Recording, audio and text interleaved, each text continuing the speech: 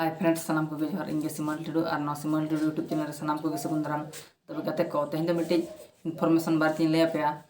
Information दो नवा कान तबना जहाँ दो यूट्यूब रे बैंक अकाउंट चेक बन लिंका आदो ओना वीडियो के नेल तबन पे फर्स्ट खन लास्ट दबी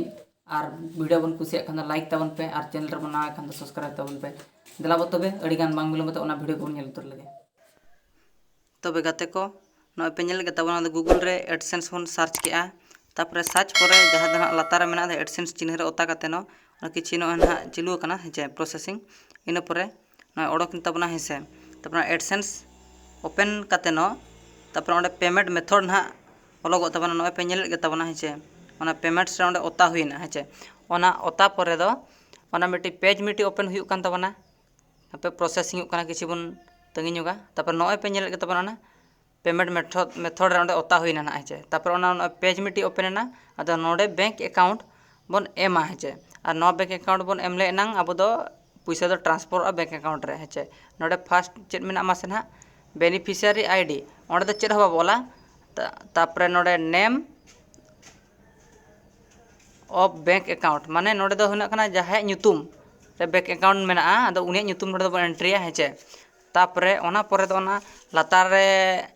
बन ओला नोडे बैंक नेम ओना बैंक नेम रे दो माने जहां ना अबो खाता बन खुला का अदो ओना ᱧᱩᱛᱩᱢ बन एमा ओना बैंक ᱧᱩᱛᱩम गे हेचे तापर ओना जुदी भूल आबन एनखान दो अकाउंट रे बाय ट्रांसफर पैसा अदो ओना लेका माने बेस्टिक बन फिलबा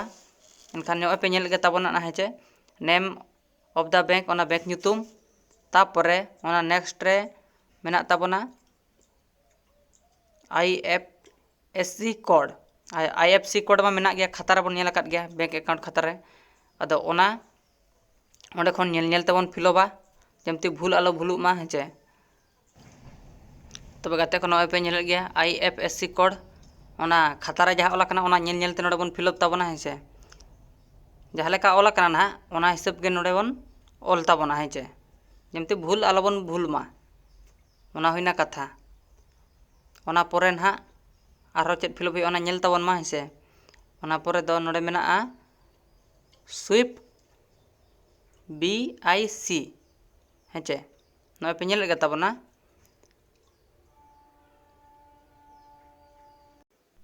नय पे नेल गे तबना स्विफ्ट BIC कोड और ओना स्विफ्ट BIC कोड दो माने बैंक खाता रे दो बाय तहना चला खान बन ब्रांच खन बन नाम दाड़ेआ और बांखान नो दो जतो ब्रांच रे दो बाय तहना नो दो गूगल खन बन सर्चा और ओंडे खन बन नामा माने मारा मारा बैंक रे बन एम दाड़ेआ चेर असुविधा बाय हुई दाड़ेआ ओंडे खन सर्चिंग काते नोडे बन नाम काते नोडे बन एम दाड़ेआ चेर असुविधा बाय हुआ तबे नय पे नेल गे तबना स्विफ्ट कोड नोका एम हुयु कान तबना हेचे तापरे माने ओना एम परे चेतान खन लातार किछि बन चेक नोगा इन परे नोडे अकाउंट नंबर और दोहा जहाना फर्स्ट बन एम का अकाउंट नंबर और दोहा नोडे अकाउंट नंबर ना एम हुयु कान तबना हेचे नय पे नेल गे तबना हेचे अकाउंट नंबर नोका एम हुयु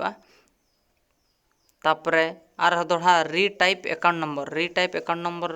हो जहा अकाउंट नंबर बन एम का तबना हेचे ओना अकाउंट नंबर के दूसरा एम हुयु तबना नय पे नेल गे तबना रीटाइप अकाउंट नंबर ओंडे हो जहा अकाउंट नंबर मांग ऑल हुइना ओना अकाउंट नंबर के नोडे दुबारा तबन ओला हेचे नोआ ऑल परे माने बेस ठीक बन ओला जेमते भूल भाल आलो हुयु मा तबन हेचे फर्स्ट खन लास्ट दबि चेक तबन पे और नोआ हुई परे नुकिन बारिया रे जहा बा ओला कना नुकिन रे दो चेर हो फिलअप ऑल लगती बांग कना तापर लातार रे डायरेक्ट अब ओना कातन पढ़ा ᱧᱚᱜ कातन तापर ओना सेव रे बन ओता गड का जो प्रोसेसिंग चालू अकन तबना नय तापर नितो पे नेल केत गया bank transfer to bank account निना अकाउंट नंबर रे पैसा ट्रांसफर नोआ ᱧᱩᱛᱩᱢ ते अकाउंट ट्रांसफर नय पे नेल गे तबना हेचे आदो नय पे चेक गे तबना आदो नोआ नेल काते नो चेलका बुझाव का वीडियो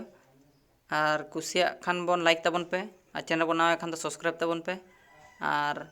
नोकान अपडेट को इन सब सपड़ा करते आप सामान सेटरा और जस्ती बांग बिलम्बते मा तब खान विदाय खोजोग कना सनाम को गे जोहार।